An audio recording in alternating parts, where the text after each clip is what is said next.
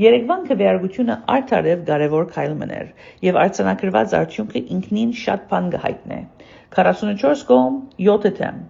ասիգա ներկայացուցիչներու դան արտաքին հարաբերության հանձնախումբին կողմէ դրված երկուսակցական հզոր պատգամն է թե Ադրբեջան պետք է անմիջապես եւ առանց նախապայմանի ազատ արձակե իր բահած հայ պատանդները Կոնգրեսական Բրադ Շերման, որ այս հարցին գծով կոնգրեսի ամենահետևողական թեմքերեն մեկն է, առաջնորդեց այս աշխատանքը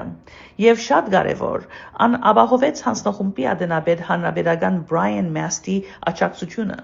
երբ դեմոկրատական կոնգրեսականը եւ հանրապետական հանձնախումբի անդենապետը միասնաբար կգանքնին հարցի մկողքին այս բարակային հայ բանատներու ազատ արձակման հարցին շուրջ Բաքուի ուղղված պատգամը ավելի սուր եւ աստեցիկ կդառնա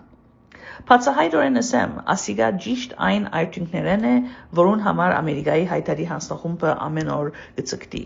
Էականը այն է, որ Ամերիկայի ներկայացական դան արտաքին հարաբերություններու հանձնախումբը